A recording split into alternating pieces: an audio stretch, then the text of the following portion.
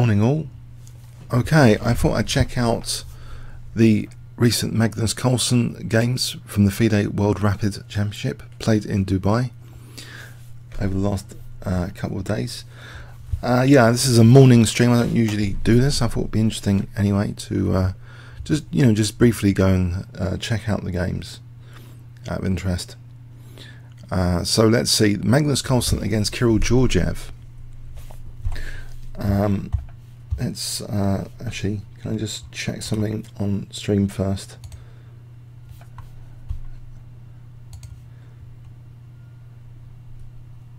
Carlsen games from the FIDE World Rapid. Okay, I hope the chat's okay. Alright, so Magnus Carlsen against Kirill Georgiev started with d4 for Magnus. Kirill Georgiev plays into the Nimzo engine defense. Now we have Queen's engine territory, knight f3, avoiding the Nimzo engine. d5, knight c3, bishop e7, bishop g5. Bishop's kicked, it drops back. After castles, Magnus plays e3. So solid start in this game so far. b6. The bishop goes to e2. Bishop b7. And now Magnus takes on f6. Bishop takes f6. Bishop takes and takes on d5. So he's locking in this bishop if he takes. That is played. Now white castles. Bishop, queen e7, pardon me. Queen b3, putting pressure on d5. Rook d8, supporting d5. Rook a d1. So I think this is against c5 to try and discourage it a little bit. But it's played anyway. Black is getting these hanging pawns now, potentially, after d takes c5. With d5 on, Black's idea now is to immediately take on c3. So Black takes on c3. Not to lose the d5 pawn. Queen takes c3. B takes c5. So we have these hanging pawns. Are they weak?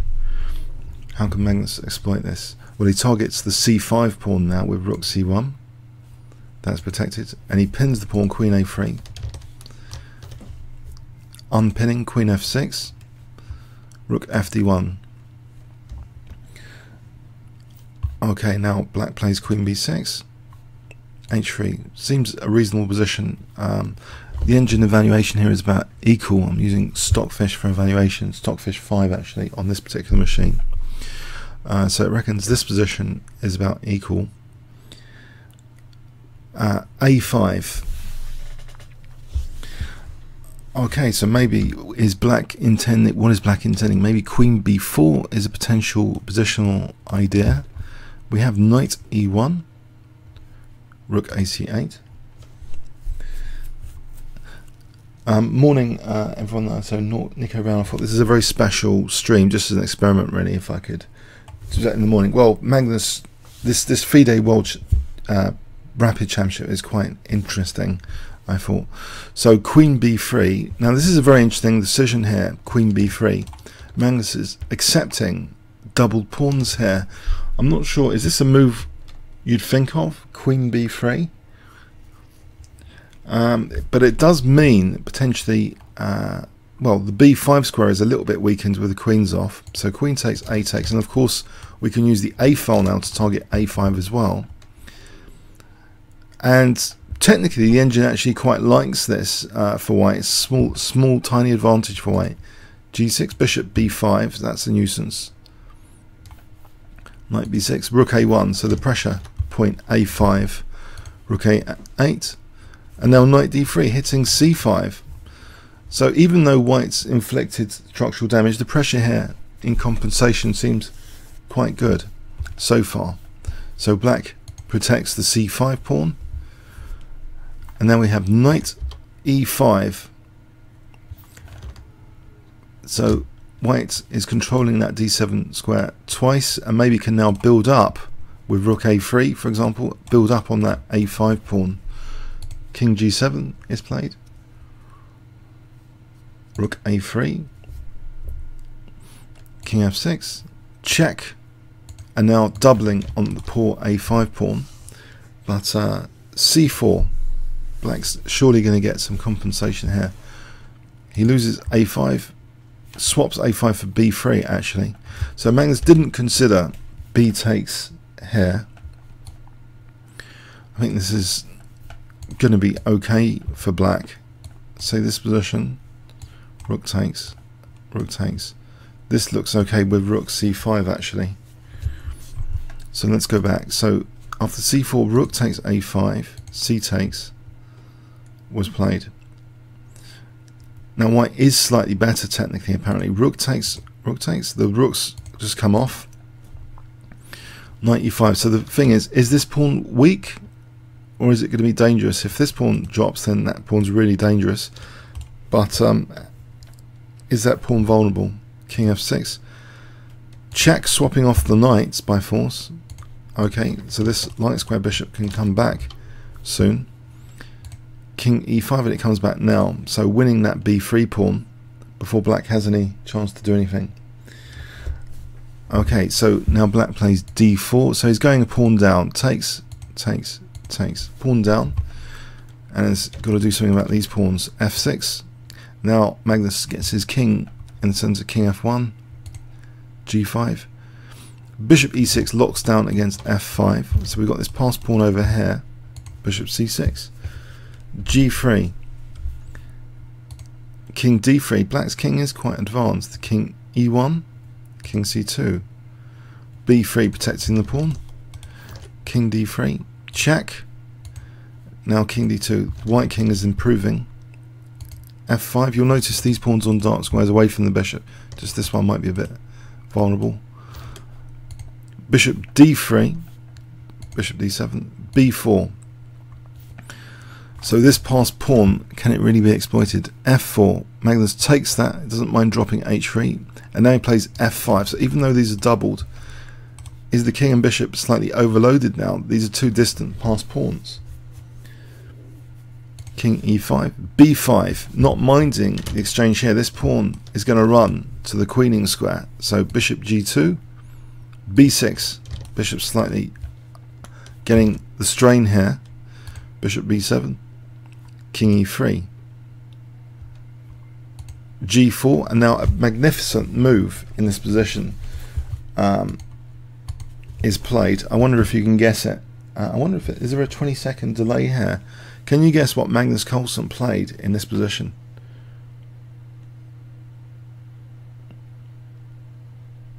It's a beautiful move to exploit the distant passed pawns actually. If I give you 20 seconds. So I know there's only a few of you so far here. This is the morning session I didn't really plan for. Maybe I should have said something last night about it, but anyway, I wasn't sure I'd be in the mood. So what do you think about this position? What would you play here with white?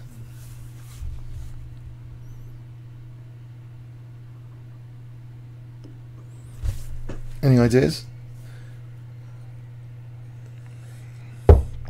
So this is Magnus's game against Kirill Georgiev in the first round on the 16th. That's 3 days ago of June 2014.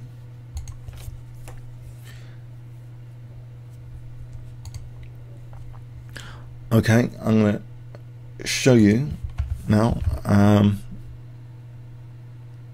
He played actually bishop e4. It's a really good move, bishop e4. I think the engine actually gives that as one of the strongest. There's also f6. Apparently that will do as well, more simply. But the idea is the same.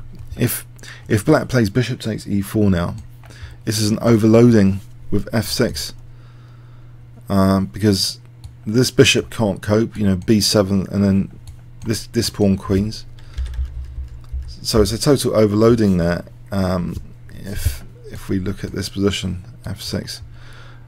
If king takes, then we got the winning passed pawn over here. So it's a nice move, bishop e4, tactical move, just overloading. Bishop c8 is played. And now f6 putting the king on f6. Okay, king f4. This is in hand now all the time. And the opposition against the black king entering aggressively. So h5, b7 winning that bishop. Or to king g6. Now bishop c6. And black here resigns. he's got no chance here in this final position. Okay, so let's load another game of Magnus now. So I'm going to do load next game. So this is a draw with, sorry, oh dear, I haven't said who, yeah, no, I have given away the game result. Pardon me, I shouldn't have said that, sorry. So anyway, let's have a look at this game. I think the question I wanted to say is, would you like to go over the draws or just the wins? So draws as well as wins? That was the real question I wanted to, is there any interest in looking at the draws? This was against Gadir Gusinov, 2671. Yeah, I mean, personally, from a technical point of view, it would be nice to see how Magnus plays with, you know, the black pieces, and can hold draws. That's part of winning the tournaments. But I just wonder what you guys think. Go over the draws. Okay, it doesn't bother me. Let's go over this draw to see the flavour of it. They're all fighting draws. I think that's the key thing anyway. So Magnus playing black actually chooses the French defence, believe it or not. So it's interesting, in rapid chess he chooses the French defence rather than e5. That really, I mean, that to me is interesting as well.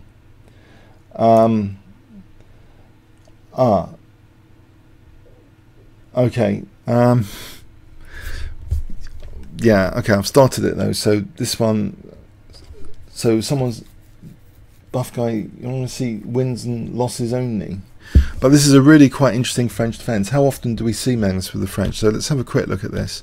Knight d2, the Tarash, open Tarash, c5, trying to get active piece play with this variation. E takes, E takes. Mind you, here, I think in live book, Queen takes d5 is slightly more popular than E takes. Let's go on. So check, Knight gf3, Magnus takes on d4. White castles, bishop d6. Check. Now knight takes d4. White castles, sorry, black castles, knight 2 to b3. Queen c7, putting pressure on h2. That moves. a6, the bishop drops back. So white's got the classic IQP blockade. Knight e5, bishop f4. Knight comes to g6, hitting the bishop. White actually volunteers the light square bishop takes there. Now this is really quite interesting. I've been seeing this in quite a few Magnus Carlsen games. I think generally we'd consider capturing towards the centre. Magnus captures away from the centre, so the dynamic piece play on the F file is emphasised. Immediately hitting the bishop, so bishop takes is played. Bishop takes, and now we have c3. So white's got this seemingly solid blockade. It's the two bishops versus the two knights. So queen d6, queen d3, bishop d7. Okay, so rook e2, now rook a e8. So black has active piece play, but this blockade is a bit of a concern. Rook a e1, and now g5. So the idea of g4 is very, very aggressive here to try and weaken white's king potentially. Knight d2, g4 is played, h takes, and now we see check, taking a rook. And white actually plays king takes here. After bishop takes g4, check, f3, bishop drops back. The king moves over here. Dramatic game, really. The king coming to d1. Black is technically doing well here. Magnus is doing well. Of course, bishop f4. Well, maybe not. Of course, you've got to factor in this d4 blockade. So queen f6. Knight 2 to b3. Bishop goes here. This diagonal looks pretty useful. Knight f5. King h8. Here, I think if bishop g6, then knight e7 check is good for white. That'd be annoying. So king gets out of the way. King h8. Okay, so knight coming over there. Bishop g6, g4, bishop e5. Yeah, I'm skimming this really up. This is my idea of skimming anyway. So h6, but it's interesting, you know, Magnus has the bishop pair. Is he able to grind this out? Queen d2, king h7. Okay, rook e2 here, queen a6. Now bishop f4. Interesting moment. What is going on here? Let's have a quick look at this. The queen didn't take. If queen takes, the idea is queen d3 check, and this is quite good, very good for black, because queen d2, there'll be check, and then here we'd be winning the queen. So that's a neat tactical idea to win the queen. So bishop f4. Magnus shows complete tactical awareness here. The queen just moves though, doesn't have to take. Rook takes, king takes. So things have stabilized. The knights are holding each other quite comfortably at the moment. Now this one is kicked back. h5. Okay, what about this passed h pawn? Is that a danger? Taken, taken. Knight g2. Bishop drops back to h6. Check. Queen b5 on b7 now. Is Magnus going to let this go? Yes, he does. But white didn't take on b7. The engine suggests that might be okay. Check. Check is going for the checks here, and we get a draw here by loads of checks. So here they agreed a draw at move 51. So draw there. So that was against, well done to Gadir Gusinov, only a 2-6-7-1. So let's load the next game. Okay, so if I stop the engine here, board, home, load next game. Magnus Carlsen against Vladimir Potkin. So this is still on the 16th. So Magnus playing white, plays e4, and Vladimir Potkin, who's a 2-6-8-2 by the way, he plays the Sicilian. Knight f3, e6, d4. This is a Sicilian, we're going to get a Sicilian time north variation here. Queen c7, bishop e3, a6. Now Magnus plays quite a rare move, usually apparently queen d2 or bishop d3 from live, but he plays a3, quite a little bit rare. Knight f6. And now usually here bishop e2 is played, but Magnus plays f4. Now black often plays d6, but knight takes d4 was played, and this actually gives white an interesting position here after queen takes d4, where this is actually a very real possibility just coming into b6. So knight g4 now is answerable with this interesting possibility actually, which is played queen b6 to try and clamp down perhaps on black's queen side, and particularly this bishop. Bishop d6, e5. White has a reasonable position. The engine is not mega excited, it's like about 0 point something, 0.0 something, so it's about equal. Queen takes, bishop e7, white castles, queen side, b5, knight e4. So knight d6 is pretty tasty looking, black castles, bishop d3, bishop b7, and now a very interesting, cute move, which the engine gives is still about equal actually. It's not really that excited about it, but I thought it's interesting. What do you think white played in this position? When you get to it, so there's a 20-second lag here. So I've got the position after bishop b7.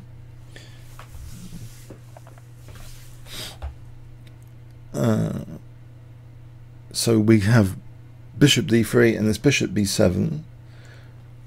So if I give you 20 seconds here, what would you play with white here?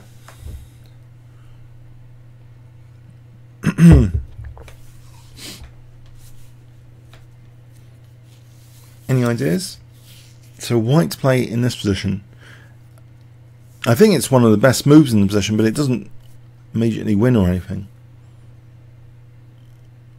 It increases white's advantage slightly.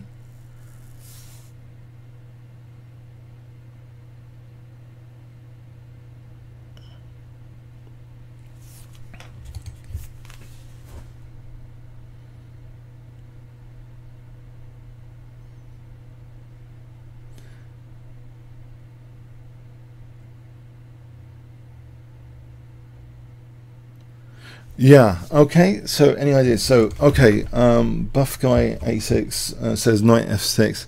Now, if you've spotted the follow-up to this, that's really cool. So what would you also say is the follow-up?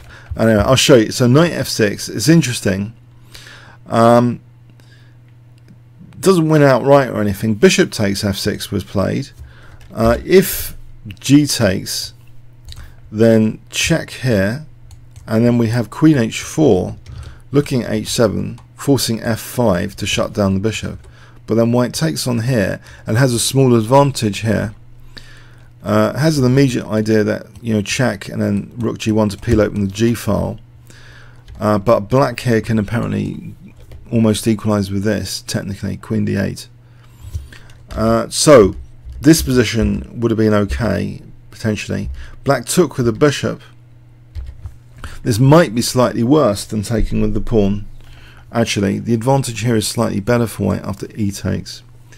Now, if g takes here, then taking, this is interesting for white. Check, check, rook d3, pressing to make like this, bishop e4, and in this position, with mate threatened, the check, this isn't so good after bishop h, because that leaves a mate threat. The engine suggests here that rook c3 first to kick the queen away from c2 is going to be okay for white, or very good. In fact, queen takes is suggested for some reason. If queen d6 here, check, here, black is not threatening mate. And queen h4 is slaughter time in this position. It's slaughter time. So black's best would have been queen takes c3. And this is better for white. So this is all pretty interesting. On g takes f6, this bishop sack is pretty interesting. But black played g6, leaving that potentially dangerous pawn. And now Magnus plays f5.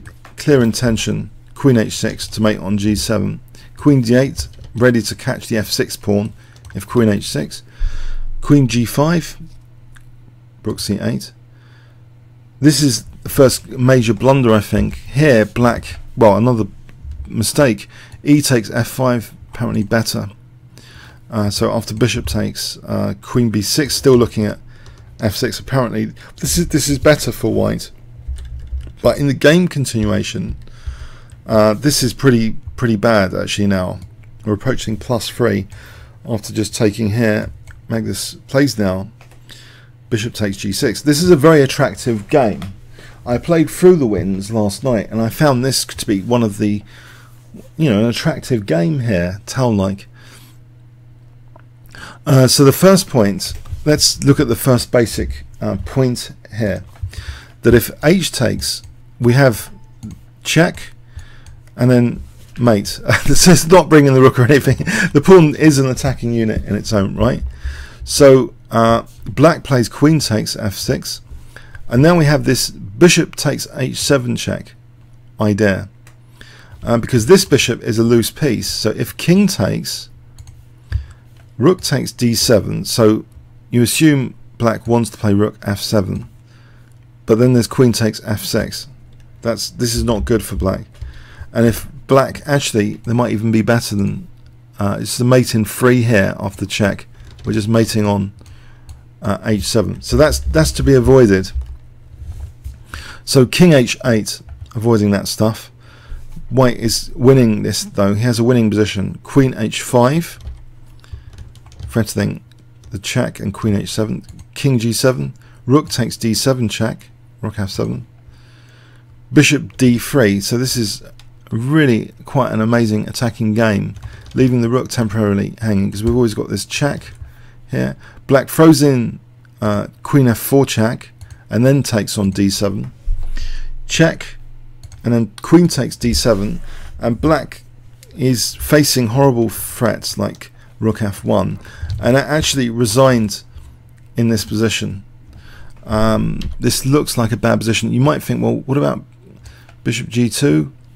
Actually here This is still very good for white. Rook e1, so we're hitting the rook still. If the rook, say, moved to c6, this is just too dangerous. There's too many dangerous threats now. Okay, so yeah. So black had resigned in, it seems, in this position, or either that or ran out of time. He resigned in this position. He didn't bother trying to play on from here. So that was Vladimir Potkin, a 2-6-8-2. Let's load the next game. So here, Magnus Carlsen is playing against Ernesto Inarkiev, a 2-6-8-1, and plays actually d4. Okay, after knight f6, c4, we have now f3. So this is kind of anti-Grunfeld in a way, because in the Grunfeld, if you play routinely a knight here and black gets to sort of create structural damage, isolating pawn on a2 is structural damage. This is less pleasant for black. If black plays d5 here, then white has that e4 more comfortably sometimes. So interesting idea if you don't like the Grunfeld. It's something I'm interested in playing myself, just in case. So because the Simish is quite fun to play. c5 is played, d5, d6, e4. So Simish King's Indian territory. And now Magnus actually plays bishop g5. This is the main move actually in this position, bishop g5. Second most popular is knight here. Main move, bishop g5. Black kicks the bishop just drops back. So it's created a weakness ready for a battery with queen d2. e6, queen d2. Black now takes on d5, c takes. And with that h6 pawn, you might think, well, in this position h5 has been played before. I don't think king h7 is particularly amazing. Black plays rook e8 here.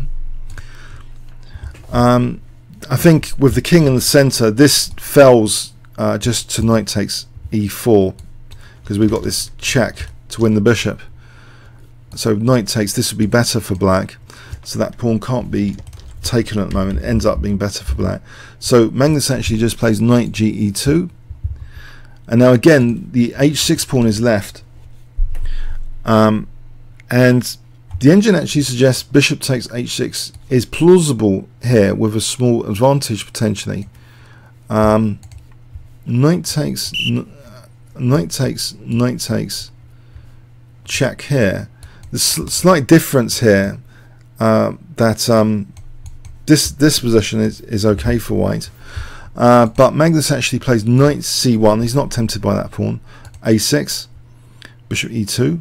After h5 now, finally doing something about the pawn, white castles.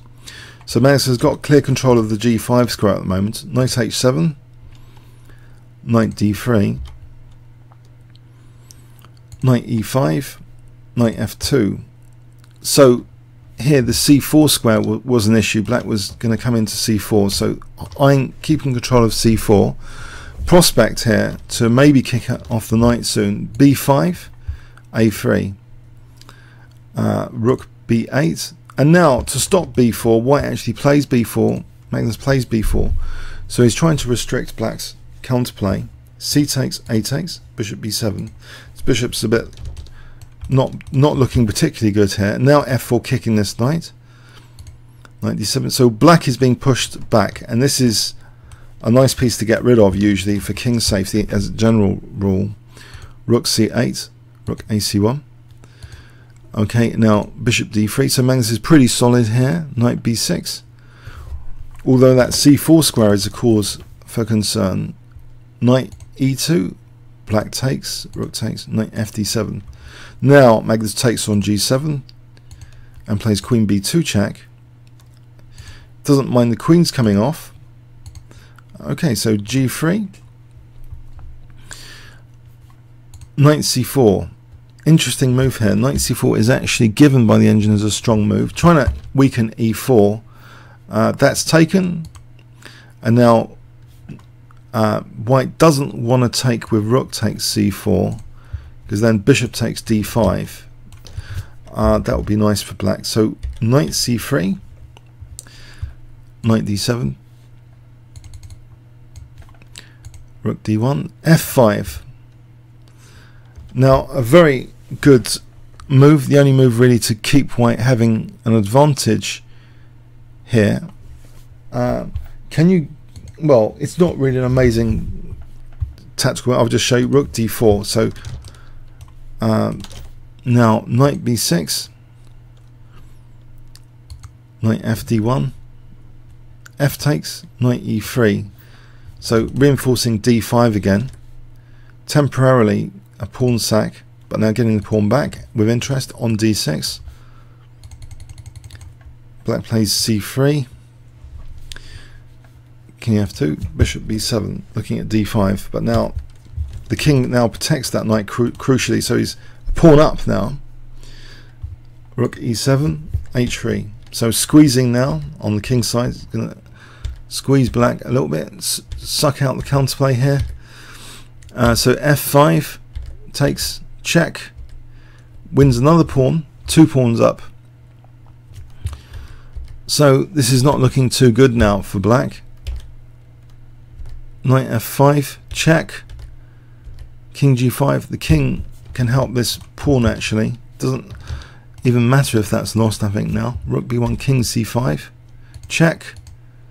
It's going to win another pawn, or not bother, just go with this pawn. d6, check, check, and now here finally black resigned. Okay, so that was, you know, positional grinds at rapid time control, which I think is pretty impressive and controlled. At some points, Magnus has played, you know, the only move in this position in this game is to keep the advantage going there.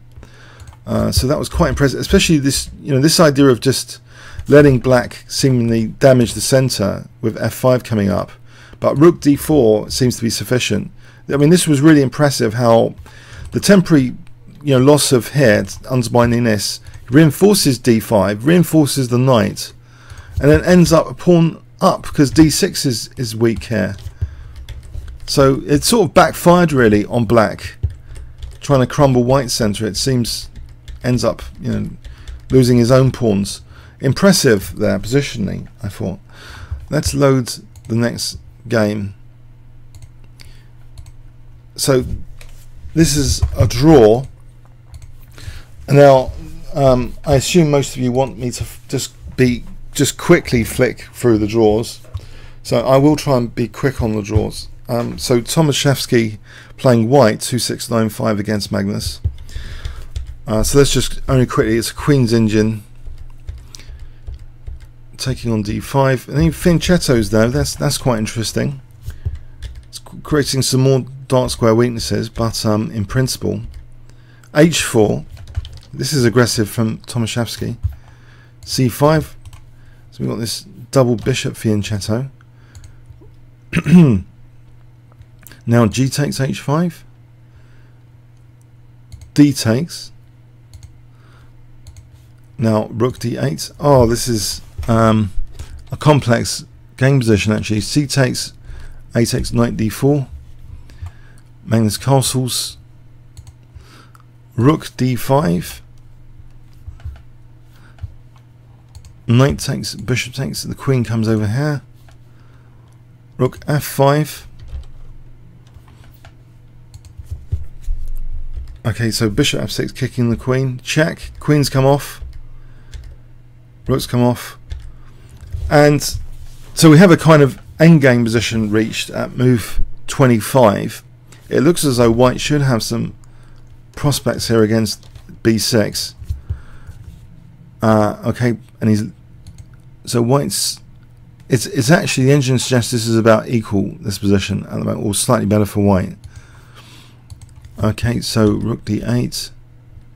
The threats here was something like bishop c2. Okay, so the king wants to come in the center, and there's an urgency about this h7 pawn getting out of the way of things, getting the king into safety rather. Bishop e7 takes, f5, rook d6 protecting b6. White is doing quite well. It's about equal. So now rook c3 was played. Why is rook c3 a strong move? Well, it protects maybe a3 and also the rook's useful on the third. So, and this one attacking like this. Okay, so an endgame scenario. Let's just flick through this, hitting the rook. a4 attacked, protected. Yeah, it's a bit of a dry position now, dryish, but black is actually in the driving seat, actually in this position. Pardon me. Rook takes. Black's slightly better now, but it's not enough, I don't think. So check. Yep. And it fizzles. Check. Drawish rook and pawn ending. Agree to draw here. Yeah. That I don't find that game too interesting myself, so let's quickly move on. But it just shows, you know, Magnus with the Queen's Indian. Before we do, Magnus with the Queen's Indian with G6. That's an interesting idea, though. Very interesting idea, I think.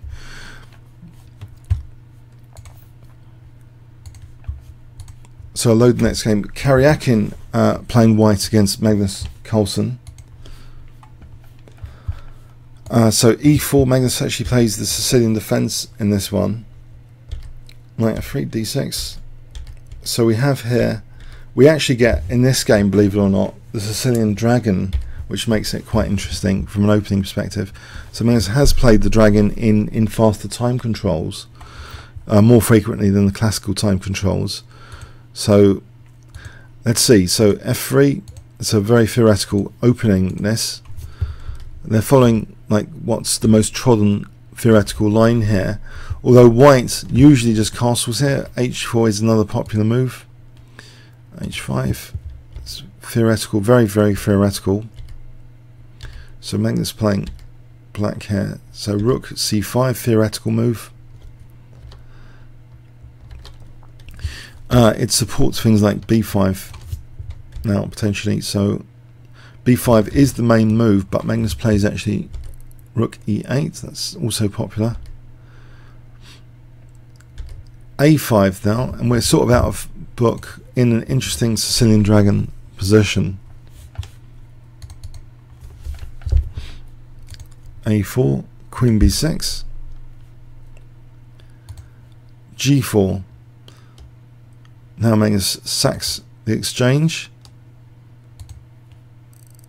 and the idea, this is very interesting. Knight takes f3, hitting the queen. That's taken. Knight takes e4, and we've got coordination on c3. So it looks quite dangerous. Queen d3. The engine suggests this is just about equal, apparently. Check.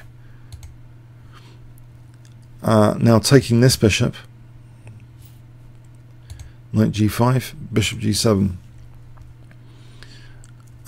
So, okay, interesting position indeed. And you might consider, you know, bishop takes f7 looks tempting. The engine suggests bishop f7. That wasn't played. Just this one. d5 takes. Queen d4. In this position, if queen takes g6, that wasn't played, then there's a mate in 2, just knight e2 check, and then here or here. So queen d4, that is important now. G takes h5, queen takes the queens off, and here now bishop d4. Okay, so after rook e1, rook f4. If rook takes e7 in this position, this wasn't played, then this is too dangerous. Rook f1 check is a mate in 4. That knight is pretty useful here. Well, white can't allow that. So knight e4 was played. Interesting knight e4 move. So what on earth is going on here? If d take, well, that's pinned. That's one point to point out. This is pinned. So basically c3 is now attacked. Knight takes e4, bishop takes d5, bishop takes e4. So the exchange down for a pawn. Okay, so rook c7, king comes up, king d2, rook takes h4. So still the exchange down here, but getting this pawn as well. Only one white pawn left. Bishop f6. Okay, so is Magnus able to draw this? So bishop f6 hitting the rook. King f8. And white actually gives back the exchange here. Black is going to try and dissolve this pawn as well. Maybe. So white gives up the exchange for a peaceful draw conclusion. So we're just going to a draw here. For some reason they did play on a few more moves. Okay, that was a draw. So Caruana against Magnus Carlsen, Sicilian Dragon, of theoretical interest in the opening. Okay, coffee. Let's load the next game. So Magnus Carlsen against one of the top French players, Laurent Fresnay. d4 for Magnus. Let's flip the board. And it was a Slav defense. Bit of pressure here. Small positional advantage maybe. g3. Okay, this looks like a solid opening to try. Knight comes back maybe to e3 now. It's coming back to e3. White doesn't mind the double pawns here, strengthens the centre. And okay, d5. So Laurent Fresnay playing black, so he's going to have now a prospect for the c5 square potentially. Knight e3. So he's going to go into that c5 square. Knight e8 and a nice blockade here. It looks as though black shouldn't have too many problems from this position. Black is doing very well here. Small advantage to black according to the Stockfish. Anyway, so okay, let's see. There's pressure down this G file though now. So white is doing a little bit better than before with this pressure. Now here, an interesting move. Instead of going back to defend, white actually plays bishop d1, offering c3 here. If knight takes c3, bishop b3 apparently is a strong idea. Bishop b3. The knight is trapped nearly after king d2. It's going to be trapped. So if b5, this is better for white. So black's got to be careful basically about that knight, and just moves it back to c5. Now targeting e4 even more. That's taken.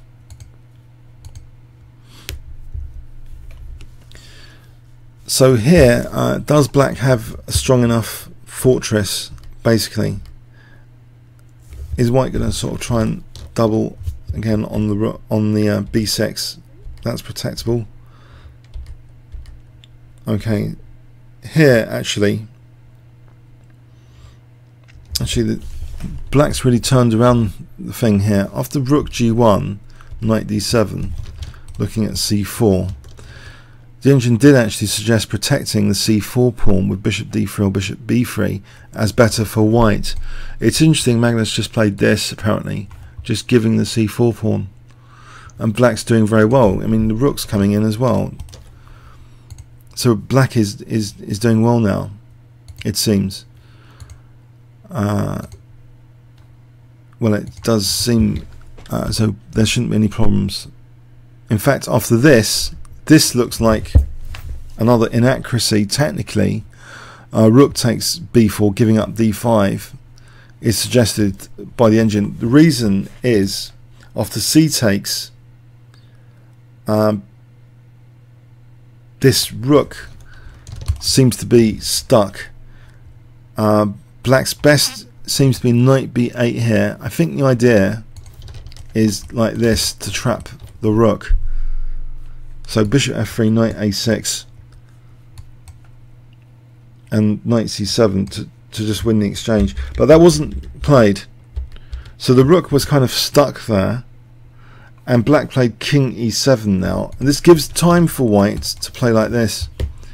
a4, a5. So the rook's actually quite useful again. King c7, bishop a4.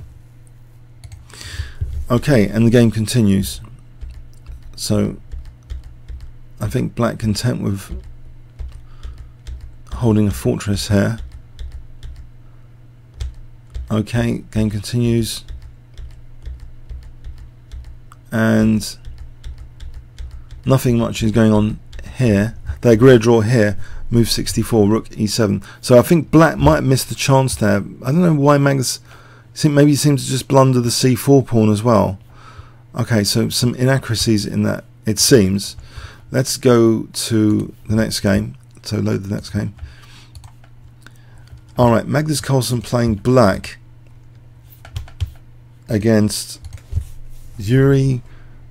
Oh my word, what a name. Krivoshuko 2707. I've never heard of him, and he's 2707. Krivoshuko. Anyway, so e4.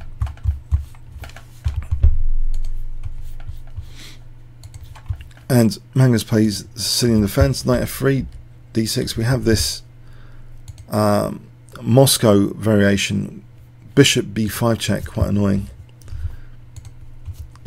The main move most people seem to play is bishop d7 here. Second most popular is knight c6. Magnus chose this. Also, it's the third choice. Okay. So here we get a kind of Roy Lopez style type position. So d4, b5. Okay, queen c7. White closes up the center with d5. a4. Now Magnus plays c4. That c5 square seems useful in principle. b4, stopping black using that for a moment. That's taken en passant. Knight c5, bishop d7. So black can start using this a file because white's rooks are far from being connected at the moment. Rook a8. Actually now knight a4. This looks like a very pleasant position for black. That snapped off. Rook, bishop b4. Now black can double. Rook takes. Pass pawn decision or take with the rook. Magnus actually took with the pawn. So he's got that pass pawn. And also the b5 square might be useful soon. But after knight b1, actually this bishop just pins this knight. Now knight h5. This looks like a nice idea. Queen e3, knight f4. Bishop g5 is on the cards here because of this pin. So that looks at the queen. Bishop g5. Very, very interesting move now. f5. Trying to blow up white's center. Trying to undermine d5. So for example, if this is taken, this doesn't look very pleasant. Knight takes d5, but even better might just be this. Bishop takes first, and then knight takes d5 after. White doesn't really want to weaken d5. Plays knight b5. Queen d7, c4. Okay, so he has strengthened d5, but still black's doing very well. F takes. One problem here, if queen takes, then bishop f5 And we've got a tactic here, I think similar to the game knight takes on this. So white actually played knight d2. So his centre's crumbling anyway. This is illusionary. This is a problem as well. Knight takes d5. So white plays now, instead of taking to allow that one to drop, plays queen takes e4. Knight b6. Black is better. And threatens d5 immediately, trying to undermine the c4 knight. Sorry. Bishop f5. Queen c6 on c4 now. Or is it? Sorry, hang on. No, I think there's some better ideas for black. Let's go on. Queen e2, bishop e6, queen e4. Now here, yeah, Magnus just takes the queen off and takes on c4. So he's just munched his opponent's center totally. The opponent's center is just gone, and he's still got this passed pawn here. This isn't good for white, surely. So rook b8. So can he get these center pawns going? Bishop d7 hitting the rook. Rook c7 here. Bishop takes. Rook takes. Bishop d5. And white is awkwardly has to do something horrible now to try contortion. The rook is just overloaded. H5, trying to win this bishop. A neat tactic idea but it doesn't have to be taken for this bishop d6 check. So this would be a terrible mistake. I mean, white would actually be better. So Magnus avoids that. He just plays g5. He just wants to win the bishop without any hassle. White just gives up the exchange here. Knight e3 hitting this one, so he gives up the exchange. If Magnus wants to pursue the bishop here, well, it's going to be tricky. If this bishop moves, then rook e4. So Magnus just takes the exchange up, so he takes that rook. And now rook b5. So black is winning this anyway, quite easily. White didn't bother playing on in this position. So move 44. Magnus won this with rook b5. Okay, so let's load the next game. Magnus Carlsen white against Sergei Movsian. So d4. Let's flip the board. Knight f6. c4. e6. We have a solid, what is this, Rogozin system? Is this the Rogozin defense? Is a mixture of kind of Queen's Gambit decline and Bishop b4. Rogozin defense. And Magnus gives up the bishop here, plays this check. Solid for white. a6. Bishop takes c4 is played. Knight e4, and white grabs the dark square bishop. Now immediately plays d5 here. So white enjoys, it seems, a small, well, it does seem like an interesting spatial advantage. e5, rook ac1, and that c-file looks quite dangerous. Bishop f5, knight d2. Okay, the bishop drops back. Black takes and tries to just get rid of all the rooks. So does get rid of all the rooks. e4. Okay, bishop g4. Now a4 restricting the knight again. This poor knight is being tortured. And there might be now queen b6 could be on cards at some point. Or maybe not. Maybe something better than that. Maybe just queen c3, just looking down at the c file. Queen c7 is played. h4, h5, bishop e2, a5, queen's coming off. Okay, so Magnus has the space advantage here. Bishop d3, Now knight c4, looking at these pawns, b6, f3. This makes way for the king maybe to come into the game. But actually here, no, the king is not moved. g4 is played for the moment. Knight e3. Now the king moves. b3 protecting that pawn. King g3 goes this way. Bishop a6. g5, squeeze on this side of the board. G takes. f4. So if this pawn comes to f5, this means that this can be tortured at leisure with bishop e2. The pieces are restricted even more. This pesky knight is not going to be a nuisance. Could black have taken on f4 here rather than allow this? He played actually bishop e8. If he takes on f4, then say this position, this is okay for white. Even though it looks as though that knight's pretty, bishop e2 here is better for white. It seems. Knight f5, there's problems here, like knight g7 and this one. That will get that one. So black just played bishop e8, bit meek, because he's allowing this f5. Okay, so a clear space advantage. Bishop e2, king f2, and then now is this king going to wander? Well, let's see.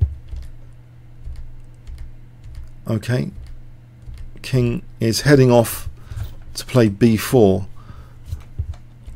it seems. So b4 plan into action, and you might think, what does that do? Well, it weakens this pawn on a5. It takes away the support, the b6 pawn potentially. So black actually took here on b4. If he waits around here, let's just see if black waited around here instead of a takes b4.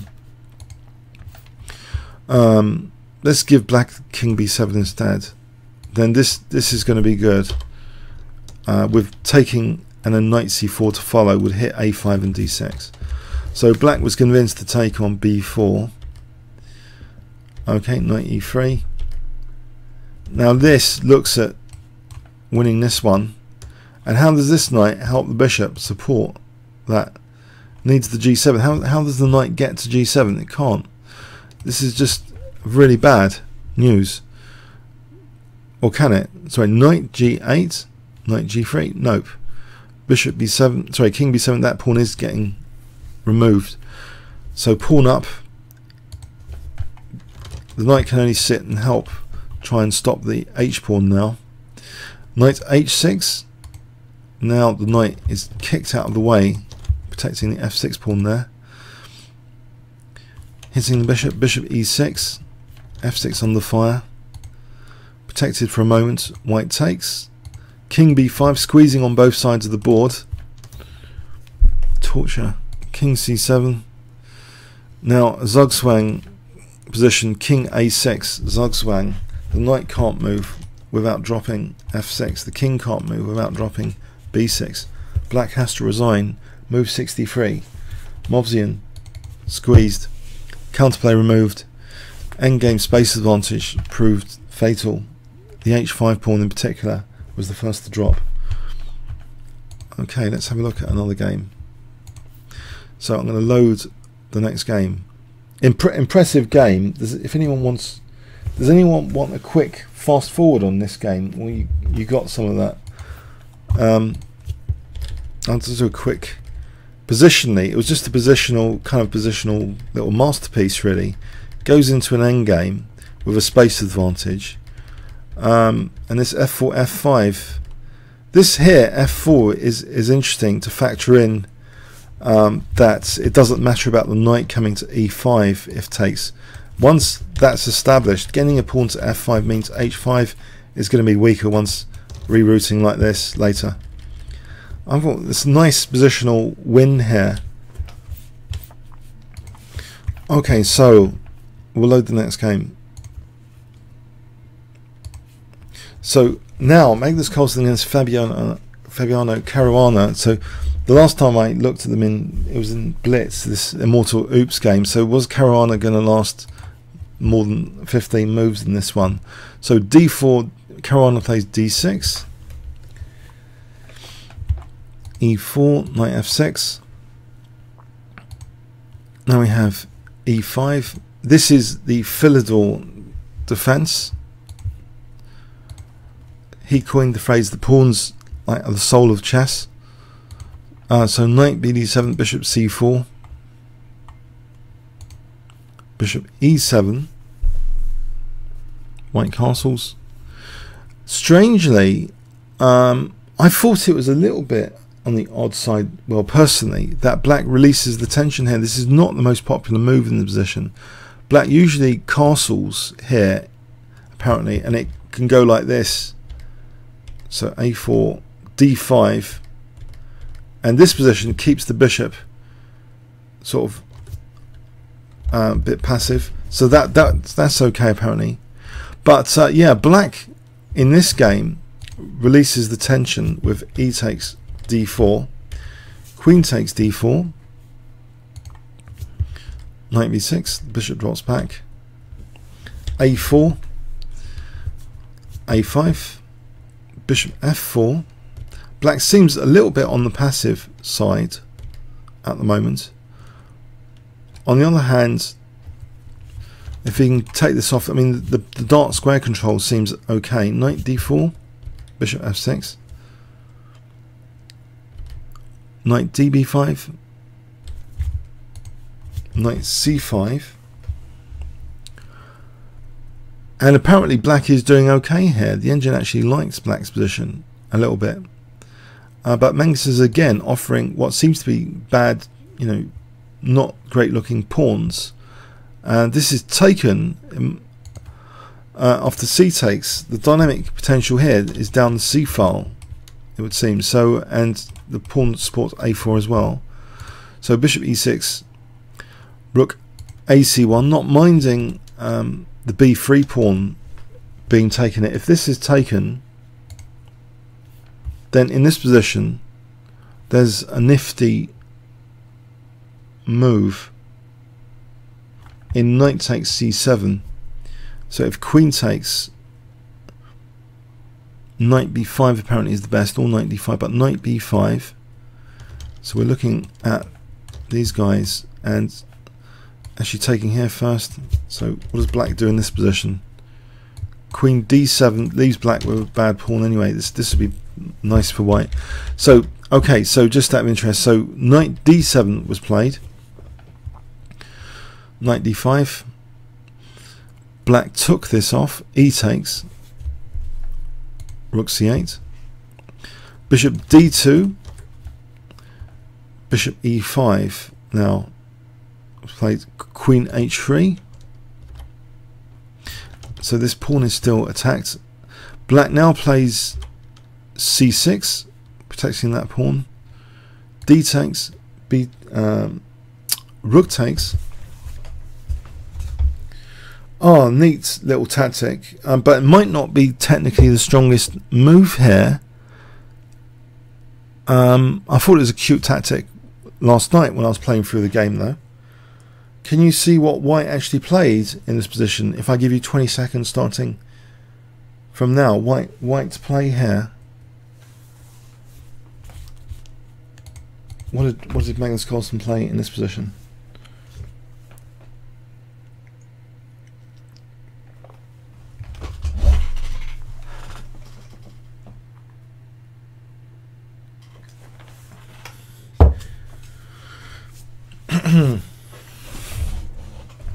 Any ideas?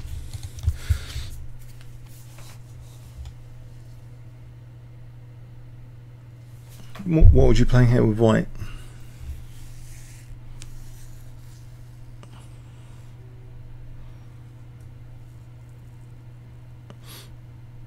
So white's playing in this position. Any ideas? Does this chat still working? Oh.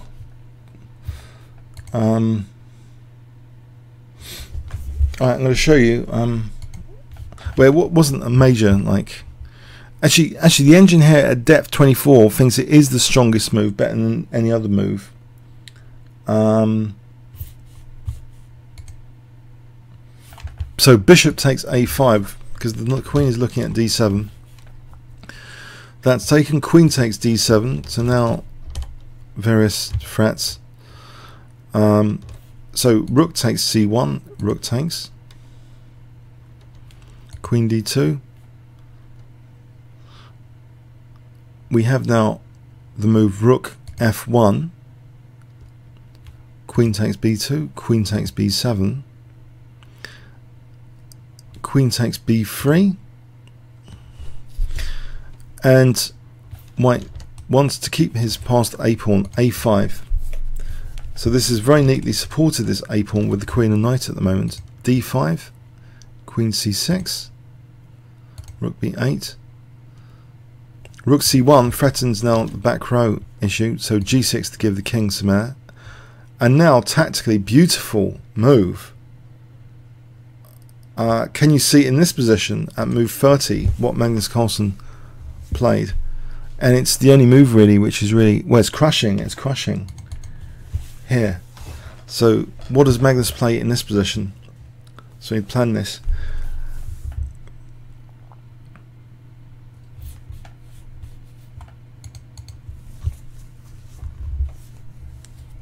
Can you see? If I give you a few more seconds, 20 seconds here.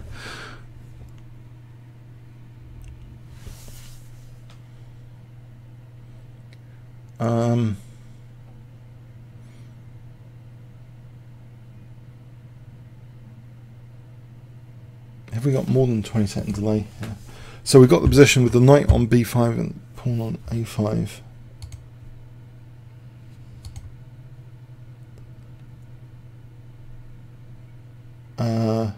Can you guess what white plays here?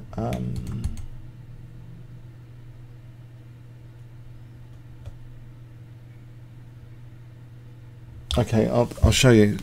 Plays a6. Doesn't mind the knight dropping off. Okay, so if queen takes, we would just play in this position actually, even stronger than taking here.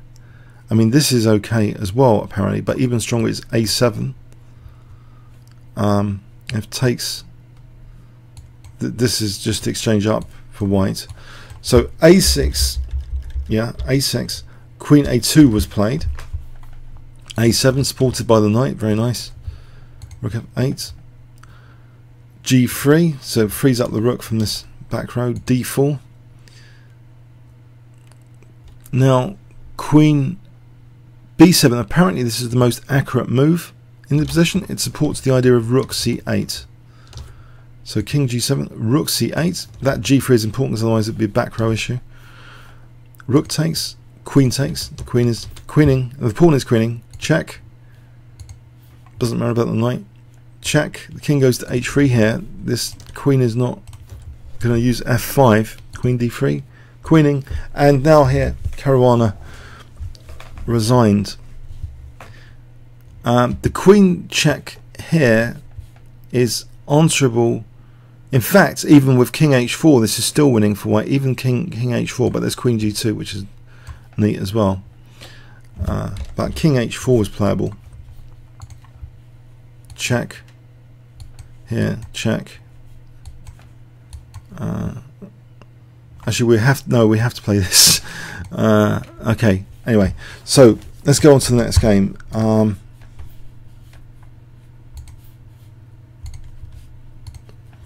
So Levon Aronian against Magnus Carlsen.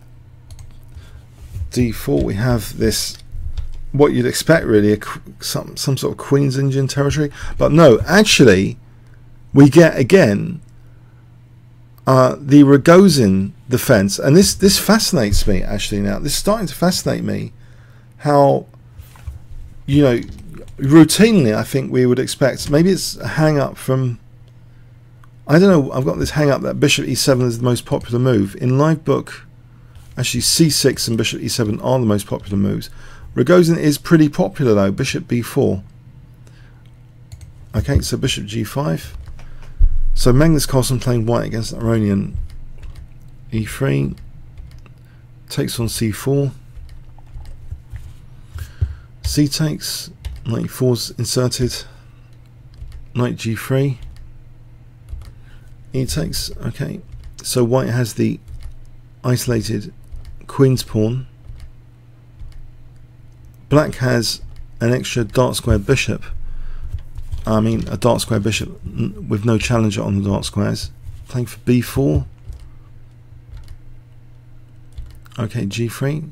Bishop drops back here. f5. Doesn't mind temporary structural issues. Rook b5. It gets a bit tactical actually now. If the knight had just moved back to d2, which Aronian he didn't play, then black actually has apparently black has knight takes d4. So if knight takes d4, we just take here, and if queen takes d4, we play bishop a4, hitting the queen and the rook, and this would be really good for black. So actually Levon, instead of moving the knight, he plays rook b5, and Magnus now, instead of moving the queen, if he moves the queen, then white gets a big advantage with knight c5. So you see here that they can't really respond to the threats in a simple manner, neither of them. So this queen actually doesn't move now. Instead, Magnus responds with f4. This is the only way to maintain equality, in fact. Queen c1, queen c7. Now rook c5. F takes g3. It looks a little bit dangerous on this f file. So the knight has to move out of the way. Knight e5. Okay, but there's enormous pressure on c6 here. So this is an intense position. What's going on? G takes. Knight takes f2.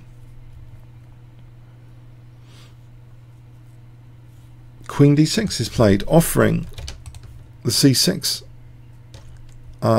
knight.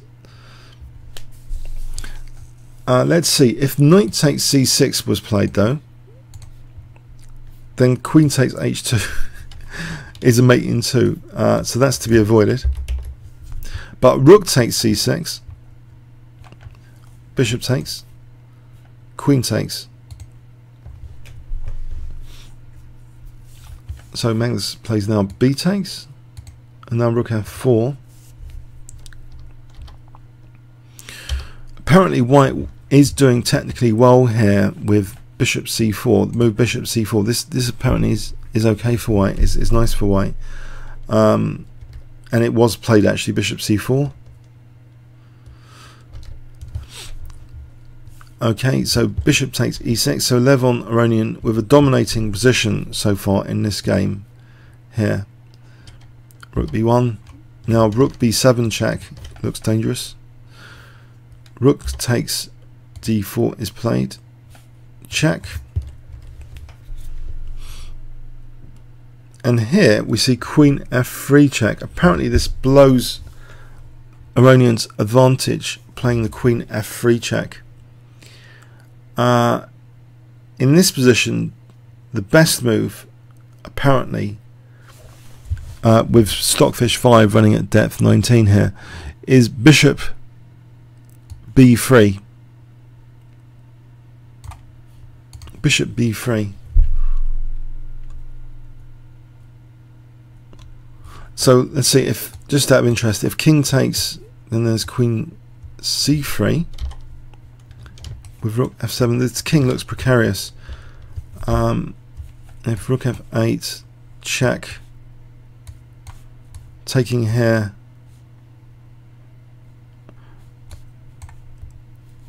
check. Yeah, so that sort of thing looks pretty good. Bishop b3. It wasn't played. Queen f3 check was played instead, and apparently it's dead equal now technically after this. Magnus takes the bishop. Queen f7 check, takes the knight, check, and of course this forces the win of the queen. It's the only move, but black has enough pieces for the queen. Sorry, the king goes to f5. check, check, and we get a lot of checks here. Knight e4 check, bishop f4.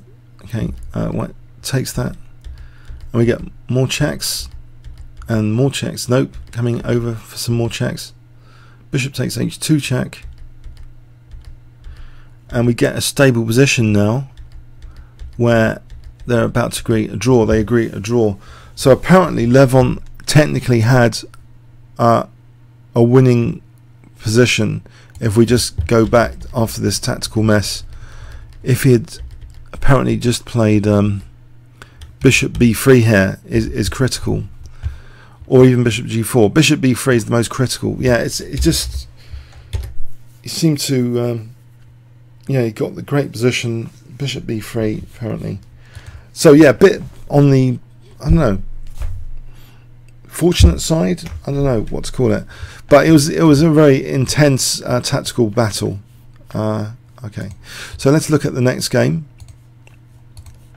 So Magnus playing white against Vichy Anand.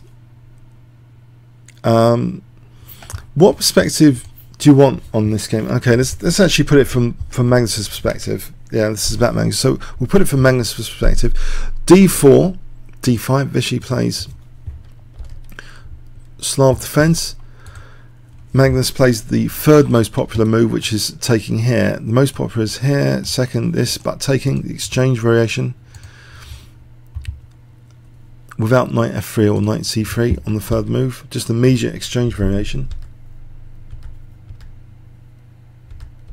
So solid and dull at the moment looking, but queen b3 here. Black plays bishop b4, bishop b5.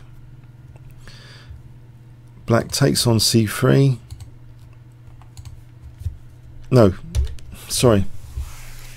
Now white in this position actually takes with the pawn. He takes with the pawn. Black castled, and white takes on c6.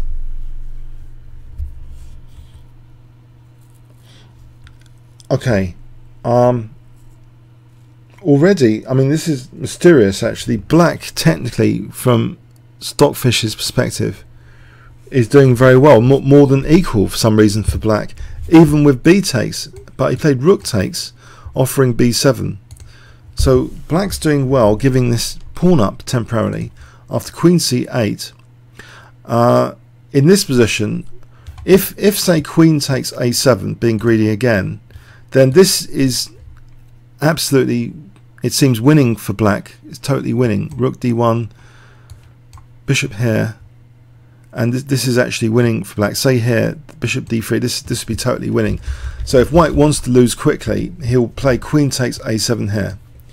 Magnus played queen takes c8, and black is actually apparently half a pawn ahead. Even though he's a pawn down at the moment, he's going to get his pawn back with interest. So knight e5, rook takes. Rook takes. So yeah, black's pieces look great. It's totally symmetrical pawn structure at the moment. h6, h4, knight e4.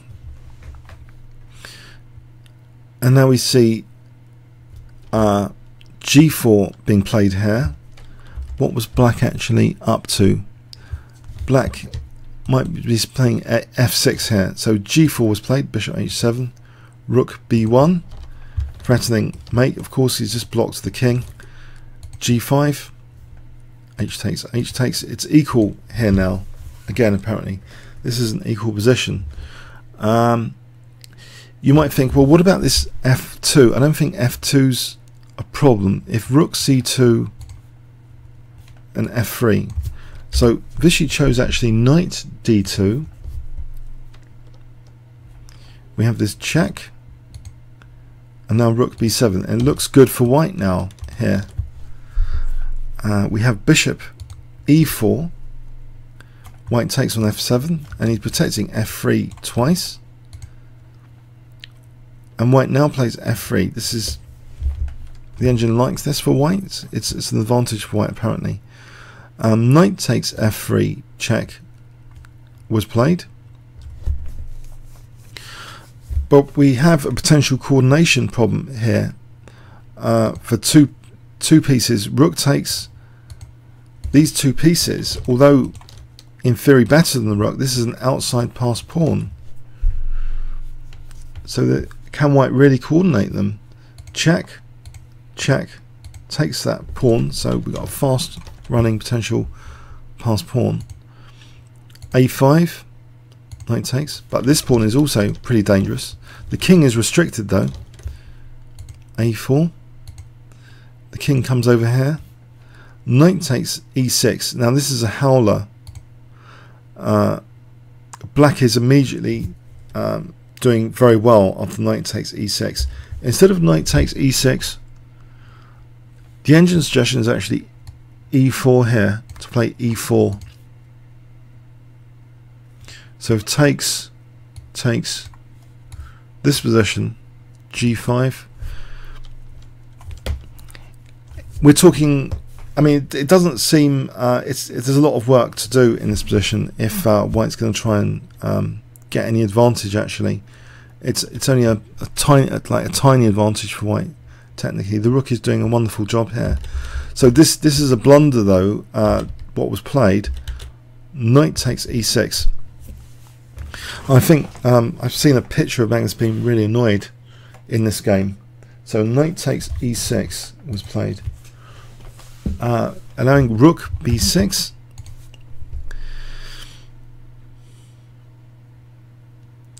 And yeah, okay, so he's losing one of the pieces. Knight f4, rook takes d6, but there's still a lot of work to do. King c2, rook b6. The exchange up for black gives up that d5 pawn to keep the king cut off from the pass pawn. So dynamic play, preserving the pawn here. King comes in, and it is, yeah, the engine really likes black's position. Rook c7, rook a7, threatening immediate a2. That has to be stopped. Threatening rook b2, that has to be stopped. Now this king is, where's the king going? Was it just rook b1? Is white going to be tied up here? g5. King f5 is played. d5. And this pawn is taken. Yeah, the pawns are dropping off. And the king, okay, g8, trying to get the king to this pawn. Takes. But now check, preserving the pawn. King e5. Rook e3. Now the king goes like this. So the rook is kept on without the king interrupting. If the king can go over here, then this would be dangerous. Can't interrupt the rook here. So king b4, king g4, king f3, king g2, rook f3, getting away from any potential faults. King f1, king e1. Now after rook h3, Magnus was convinced here that this is over. If he plays king b3, he's going to lose the knight, of course, with king d2 now. He resigns here. If knight a2, king d2, the king is coming like this.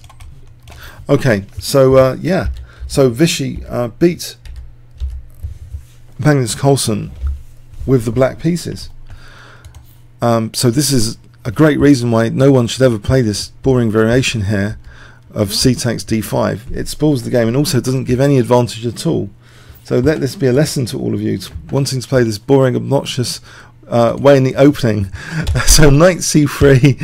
So black actually did wonderfully well, just mimicking white and saying, you know, take my b7 pawn. I'll just take on c3 and I'll get loads of pressure on c3 here. So take the b7 pawn, this beautiful move idea, queen c8, and black is technically half a pawn advantage here, even though he's a pawn down. So that's a fantastic way of playing against this opening. So he already technically had the advantage, but Magnus, being fantastic, actually wrest the advantage later from black. This is a great move actually, g4 here. If white had played anything else, I mean, rook b1, then this starts to be like really unpleasant for white. This is really unpleasant for white. So Magnus's g4 here, not moving the rook, absolutely like best moves to get his rook on the 7th. The check puts the king in a nasty spot for this rook on the 7th here. So white was in the driving seat again. Now if in this position, I mean, what else was there apart from rook takes f3? If king g2, it's just total disaster. Knight takes e5 check. So white was basically forced to play into this line, and it's tricky against that rook with the outside pass pawn before the blunder. It was tricky, but apparently e4 is the best move. Or knight f3 maybe. Knight f3, it's changing its mind. Either e4 or knight f3 seem good candidates. It's a tricky position, but yeah, this was the this didn't help. Knight takes e6. Okay, so let's go on to the next game. We're talking yesterday's games now, by the way. So 18th, just yesterday, Yang Yi Yu, a 2-6-6-8. Hang on a sec. I'll just check the chat. Is the chat still working? Okay, so Magnus Carlsen playing black. E4, E5. Okay, knight f3, knight c6, d4. This is the Scotch game. E takes, knight takes. Now usually bishop c5 is the main move here, or knight f6 is popular, or even bishop b4 check. Magnus played queen f6. This is the fourth most popular. Queen f6 immediately. Okay, now queen g6. This seems like quite nifty manoeuvring with the queen to put pressure on g2. f3. Bishop d6. And this carries with it a naughty threat, which white just ignored for some reason. White played knight c3. Can you see what black played here? And he's at least equal. Magnus is at least equal with this next move. If I give you 20 seconds here. So black to play in this position. What would you play with black?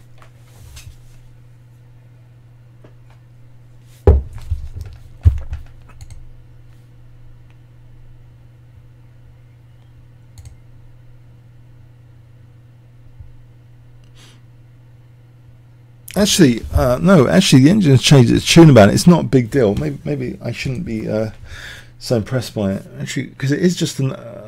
If white can castle either side, it's not actually such a big deal. So I'll just show you.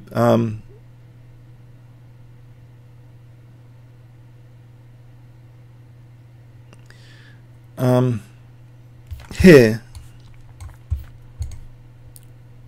It's not a big deal at all, actually. This one, check, here is not good. Knight d5. It backfires in this position. It's just something to be aware of at the moment. Knight ge7, so it's stopping the knight d5 stuff. Now white plays bishop e3, and this is a little bit better now. Bishop takes h2 with this same idea. But white just uses it as a pawn sacrifice. He doesn't want to do this now. This would be okay for black. So he just uses a pawn sack. He just plays calmly queen d2. We have check, bishop f2. Black might technically be slightly better, but it seems easy to play for white. Bishop takes, queen takes. bishop d3. So looking at e5, black castles, e5, queen e6, f4. Seems to be a dangerous inertia of pawns here. f5 might indeed be dangerous, offering e5 to open up things. f6, f5 is played here. Queen f7, this might actually be better than queen takes e5. On queen takes e5, here, queen h2. Let's go with this line, bishop e4 here. It's a nuisance for the black queen. So anyway, Magnus avoided this kind of stuff. He just plays queen f7, e takes, queen takes f6, knight e4. Queen is getting kicked around, queen f8. Here, knight e5 now. Black takes the bishop off and plays knight c6. So with knight e5 to follow, it seems quite comfortable potentially. Queen e7. Queen f7 again now, threatening that pawn. h6, taking away g5 from the knight. King b8, so getting king a bit safer. We have an exchange of rooks. Rook e8. Magnus doesn't mind trading off more rooks. d6, this reinforces that e5 square. But now, okay, knight takes is played. Rook e5, so Magnus can now consider potentially, well, he's shielding the d5 square, and also maybe one day he's going to double on the e file. b3, bishop c6. King goes to b7. Queen f6, setting up some issues here, maybe. Rook d3. Queen g5. Now this would be a nice undermining move to undermine this structure, to take this and then later take that. Rook d1, h5 in this position is not mentioned. I wonder if h5 in this position, right, it seems okay anyway. But black's doing well. He just plays g6 instead to undermine this structure.